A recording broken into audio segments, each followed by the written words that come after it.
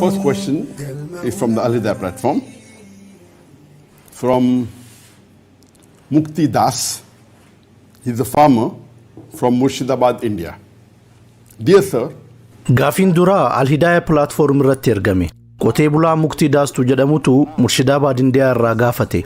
Yaa jaalatamaa Dr. Zakir, an hordofaa amantii Hinduuti.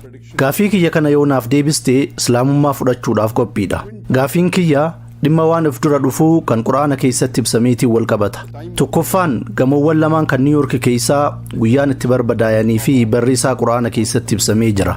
Raagni kun Quraana keessatti suuraa Tawbaa aayaa 109 fi 110 irratti ibsame. Suuraan Tawbaa suuraa 9ffaadha. Guyyaan gamoowwan itti barbadaayanis ji'a fulbaanaa ji'a 9ffaadha. Suuraan kun juuza 11ffaa keessatti argama. Guyyaan itti barbadaayanis guyyaa 11ffaadha. Jalqaba suuraa Tawbaa irraa kaasee hanga aayaa 108tti baay'inni jechoota jiran ammoo bara gamoowwan barbadaayan bakka bu'a. Kan lammataa waa'een ilmi namaa addeessa gubbaa qubachuudhaa suuraa Alqamar keessatti ibsameera.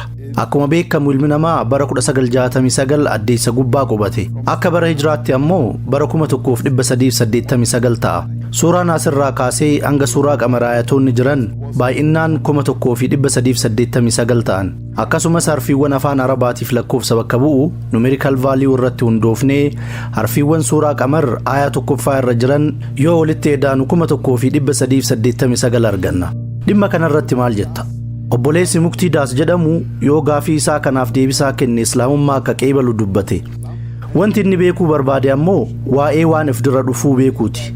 Waa'een September 9/11 yookaan diigamiinsa gamoowwan lakkuu Ameerikaa Quraana keessatti guyyaa fi barri isaatti simamuu isaa beekuu isaa nuu hime.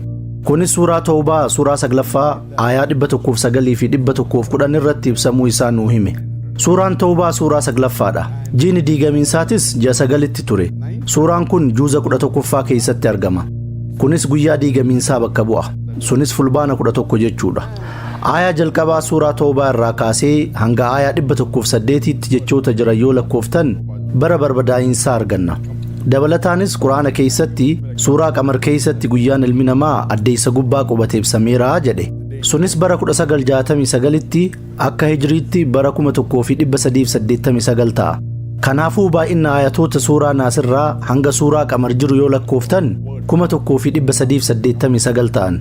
Sun bara hijriitiin walitti gala. Dhimma kanarratti maal jetta jedhee gaafate. Fakkeenyota inni amma kenne lamaan kanniin wal qabatee tafsiirri Quraanaa waa'ee isaanii dubbatu hin jiru. Kun akka ayyaadutti waa mi'eessuudhaaf kan daddabalameedha. Musliimoonni gariin raagota jiran Quraanaa wal qabsiisuudhaaf yaalii taasisanidha. Kanarraa ka'uudhaan balaan sun suuraa Tawbaa suuraa 9ffaa aayaa 109 irratti ibsamee jedhan. Suuraa Tawbaa suuraa 9ffaa aayaa 109 yoo dubbistan wanti jedhu sila nama dhaaba waan ijaaruu sodaa rabbiitiif jaalala isaa barbaaduu jecha ijaaretu caalamoo nama dhaaba takkaa jaarmaya isaa qaccee yookaan moggaa qarqara boolla ibiddaa yookaan qarqara hallayyaa kan jiguu ka'e irratti ijaarutu irra caala. Dubbii Quraanni waa'ee diigamiinsaa haasawee kana namni gamoowwan lakkuu walii wal qabsiisuudhaaf yaada haarawaa qabatee dhufe. Sanboora Quraana keessatti wanti kun ibsameera jedhe. Kun guutumaan guututti dogongora. Sababni isaa aayaa 2 of duuba deebitanii suuraa Tawbaa suuraa 9ffaa aayaa 107 yoo dubbistan waa'ee orma munaafiqaa kan masjiida ijaaranii dubbata. Bu'uurri masjiida warra kanaa muumintoota irratti fitnaa uumuudhaan kan kaayamedha. Kanaafuu bu'uurri akkanaa gaarii mitii jedhe. Aayaan itti aanu ammoo bu'uurri gaariin taqwaa akka ta'e dubbata. Bu'uura masjiida keessanii taqwaa yoo ta'e sun masjiida keessatti salaatamu ta'a jechuu isaati. Aayaan 109 ammoo kanniin lamaan irraa isa kamtu irra caala jedhee gaafata. Masjiida yoo ijaaran taqwaa rabbii fi jaalala isaa barbaadu irratti ijaarutu caala moo bu'uura isaa qarqara boollaa irratti ijaarutu caala? Itti fufuudhaan kan iddoo akkanaatti ijaaramu ni diigamaa jedha. Xumurri isaatis ibidda azaabaati. Kanaafuu aayaan kun waa'ee masjiida munaafiqootaan ijaaramuu kan bu'uura isaa musliimoota qoqqooduu godhaterraa dubbata. Masjiidni akkanaa kun masjiida sirriitii miti. Itti aansuun yeroo Nabi Muhammad sallallahu alaihi wasallam sanitti munaafiqoonni akkamitti masjiida akka ijaaran dubbate. Aayaan itti fufuudhaan bu'uurri sirriidhaa taqwaa ta'uu akka qabu dubbate. Aayaan 109 irra caalaan masjiidaa kan bu'uura isaa sodaa rabbiitii fi jaalala isaa argachuu godhatee ijaarame akka ta'e nuu hime. Inni qarqara hallayyaa irratti ijaarame kan diigamu akka ta'e ibsa. Tafsiirri tokkolleen aayaan kun mudannoo September 9/11 ibsa jedhee kan ibsa hin jiru. Hamileedhaan kaka'uudhaan musliimoonni wantoota tokko tokko walitti galchuudhaaf yaalan ni jiru. kun guutumaan guututti sirrii miti. Tilmaamota akkanaa keessa seenuu hin qabnu. Kun yoo dhugaadha jenne ayatoonni kanaan dura jiran kan waa'ee waraana mushrikoota Makkaa waliin godhamee ibsan guyyaa waraana godhamee walitti galaniiru. Sunis suuraa Toobaa keessatti argama. Kunis suuraa 9ffaa juz'a 11ffaa keessatti argama. Gama biraatiin Qur'aanni kaalaandara addeessaa yookaan hijiraa fayyadamu akkamitti kaalaandara warra Awurooppaatiin lakkoofsa nuu hima. Kun tilmaama namoota dhuunfaati. Kun waan nuti hordofuudhaa qabnu miti. Waan Rabbi Qur'aana keessatti dubbate hordofuu qabna. Akkasumas tafsiirota ulamaa'iin gurguddoon kennan jala deemuu qabna. Wantoonni akkanaa kunniin musliimoota muraasa kan muujizaa Qur'aana keessaa mirkaneessuuf jecha tilmaamaan kaayanidha. Wanti akkanaa kun islaamummaa fayyaduu irra ni miidha. Qabxiin itti aanu kan namni addeessa gubbaa bara 1969 yookaan bara hijiraa 1389 qubate jedhus sunis tilmaama qofa. Faayidaa guddaas hin qabu. Wantoota akkanaa kana faana yoo deemte tarii qabxii tokko kan walitti galuu fi 99 ammoo kan walitti hin galle argachuu dandeetta. Ayataalee Qur'aanaa kanneen biroo hoo kan dhimmoota biroo irraa haasayan akkam goona. Loojikii kana fuutee ayatoota Qur'aanaa kanneen birootiif yoo fayyadamte guyyaa dubbatame sanii walitti hin galu. Dhugumatti obboleessi Muktiidaas waa'ee tilmaama fuduraa beekuu yoo barbaadde waan hedduutu jira. Dhimma kanaan wal qabatee Qur'aanni kalaama Rabbiitii mata duree jedhu irratti haasawa taasiseera. Dhimma kanarraa gadi fageenyaan dubbadheera. Qur'aana keessatti wanti fudura dhufu hedduutu ibsame. Fakkeenyaaf suuraa Ruum suuraa 30ffaa ayaa 1 hanga 6 irratti akkana jedha. Alif Laam Miim. Ummanni Ruum dachee as dhiyaattu keessatti mo'ame. Ormi Ruum eega mo'amanii waggaa muraasa keessatti mo'atuuf ta'an. Guyyaa Ruum mo'atu ormi Islaamaa ni gammadu. Yeroo ayaan kun buufamu warri Faars warra Ruum injifatee ture. Yeroo kanatti mushrikoonni Makkaa gammadoo turan. Sababni isaa warri Ruum warra Rabbitti amanuudha. Warri Faars kan ibidda gabbaru warra Ruum mo'atan. Kanaaf mushrikoonni Makkaa gammadan. Musliimoonni mu'minoonni hedduu gaddan. Yeroo sanitti ayaan kun buufame. Ummanni Ruum dachee as dhiyaattu keessatti mo'ame. Ormi Ruum eega mo'amanii waggaa muraasa keessatti mo'atuuf ta'an jedhe. Waggaa muraasa jechuun waggaa 10 gaditti jechuudha. Warri Faarsii warra Ruum bara 615 tti injifatan. Haa ta'u malee warri Ruum sun waggaa 9 keessatti deebisanii warra Faars injifatan jedhee namni eegee hin jiru ture. Bara 624 tti warri Ruum ni mo'ate. Mudannoon kun Qur'aana keessatti ibsameera. Waan ifdira dhufu kan Qur'aana keessatti ibsame. Qur'aanni yeroo sanitti ture. Osoo Qur'aanni jiru, osoo nabiyyiin jiran raagni kun dhugoome. Kunniin dhugaa seenaati kan mirkaneeffamuu danda'uudha. Qur'aanni dhimma kanarratti ifaan dubbata. Fakkeenyaaf suuraa Fatih yoo dubbistan suuraa 48ffaa ayaa 27 irratti akkana jedha. Rabbiin abjuu ergamaa isaa agarsiise dhugoomseefii jira. Yoo Rabbi jedhee dhaqxanii Makkaa xawaaftan. Isinii hoggaa Makkaa seentan waa takka hin sodaanne. Isinii mataa keessan haaddattu. Ammallee isinii gariin keessan mataa caratu. Kan abaduma waan isin miidhu hin sodaanne. Rabbiin isa waan isin hin beeyne beekeeti. Rabbiin eebduun nabiyyiidhaa akka dhugoomuuf jiru dubbate. Makkaa seenuudhaan masjiida qulqulluu san xawaafuudhaan eebduun isaanii ni guutama jedhe. Mataa haadatuudhaan umraa yookaan hajjii raawwatan. Nagayaa fi tasgabbiidhaan kan waa hin sodaanne ta'anii seenan. Akkuma seenaa irraa baranne nabiyyiin sallallahu alaihi wasallam umrii isaanii gara xumuraa irratti Makkaa bananii seenanii jiran. Maasha Allah, injifannoon sun injifannoo dhiiga malee argamteedha. Alhamdulillah, kun waan ifduraa ni mudata jedhamee himamee ture. Haaluma wal fakkaatuun suuraa Nasri suuraa 110 irratti akkana jedha. Izaa jaa'a nasrullaahi wal fathu wa ra'ayta an-naas. Wayita dirmachuun Rabbii sii dhuftee Makkaan banamtee ammas namni bakka hundaa Islaamatti seenuu garte.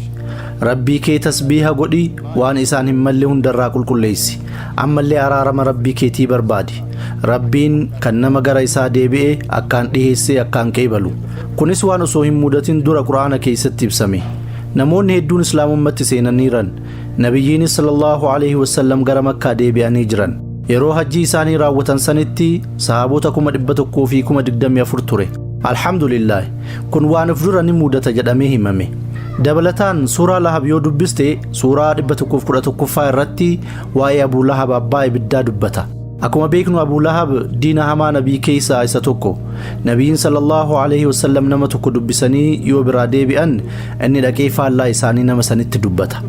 Gurraacha siin jedhanii adiidha jedha. Nabiyyiin guyyaadha siin jedhee lakki halkanii jechaa waan nabiin sallallahu alaihi wasallam dubbatan faallaa isaanii dubbataa ture. Akkasuma nama akkaan kijibuudha.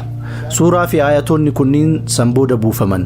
Suuraan kun Abuu Lahab abadan Islaamummaa akka hin qeeballe dubbate. Du'ee nama ibiddaa ta'a jedhe. Eega suuraan kun buufameen booda Abuu Lahab waggoota dheeraaf jiraateera. Nabiyyi irratti kijiba hedduu dubbate. Silaa faallaa nabii sallallahu alaihi wasallam yeroo takka qofa dubbatee Qur'aana kijibsiisuu ni danda'a ture. Ani muslima jedhee yeroo takka qofa dubbatuu ni danda'a ture. Silaa amanuun isarraa hin eeggamu. Ani muslima jedhee osoo dubbatee Qur'aana kijibsiisuu ni danda'a ture. Rabbi subhaanahu wa ta'ala Abuu Lahab abadan islaamummaa hin qeebalu jedhee osoo inni lubbuun jiru dubbate. Kijibaan akka nama sanii diinni hamaan islaamaa sun silaa kijiba takka qofa dubbatutu isarraa eegama ture. Osoo inni yeroo takka qofa kijibee Qur'aana kijibsiisuu ni danda'a ture. Wanti isarraa eegamu ani muslima jedhee dubbatuu qofa. Salaatuun irraa hin eeggamu, muslima fakkaatuun irraa hin eeggamu. Ani muslima jedhee hima takka qofa dubbatutu irraa eegama ture. Saniin Qur'aana kijibsiisuu ni danda'a ture. Haa ta'u malee inni hin dubbanne akkasumatti du'ee ibidda seensifamuu isaa ni beekna. Waan of dura dhufu himuu jechuun kana. Yoo waan akkanaa beekuu barbaadde dhimma waan of dura dhufuu kan Qur'aana keessatti ibsame beekuu yoo barbaadde viidiyoo kiyya kan Qur'aanni kalaama Rabbiitii jedhu ilaali. Dhimma sanirraa sa'aa 1 fi daqiiqaa 45 haasawe. Yeroo gaafii fi deebisaa yoo walitti edaane sa'aa 3 fi walakkaa ta'a. Qur'aanni wahii xumuraa fi goolabbii Rabbiin subhaanahu wa ta'aalaa kan ergamaa xumuraa fi goolabbii Nabi Muhammad sallallahu alaihi wasallam irratti buufameedha. Kitaabni kamuu kalaama Rabbii ta'uu isaa mirkaneessuudhaaf qormaata yeroo dabruu qaba. Yeroon durii yeroo mu'jizaati. Qur'aanni ammoo mu'jizaa caale. Itti aansuun yeroo hogbarruutti dhufe. Araboonni muslimas ta'ee kanneen muslima hin ta'in Qur'aanni kitaaba dachirra jiru keessaa kitaaba irra bareedaa ta'uu isaa irratti walii galanii jiran. Yeroon amma irra jirru yeroo hogbarruutii miti. Kitaabni tokko bifa akkaan bareedaa fi nama hawwatuun dachiin diriirtuudha osoo jedhee namni ammayyaa itti amanaa? Deebisaan hin amanu kan jedhuudha. Yeroon amma keessa jirru yeroo saayinsii fi teeknooloojiiti. Qur'aana qormaata saayinsii fi teeknooloojii yoo qormaatuu barbaadde Qur'aanni ayatoota 6,000 ol qaba.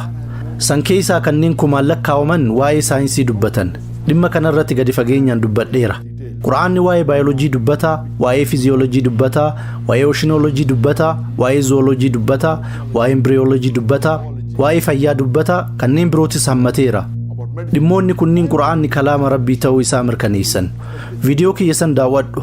Al-Hidaaya platform subscribe gootee waan jirtuuf kutaa viidiyoo on demand seentee Is the Quran God's Word kan jedhu barreessuun argatuu dandeetta. Inshaallah dhimmi sun akka si amansiisu abdii qaba.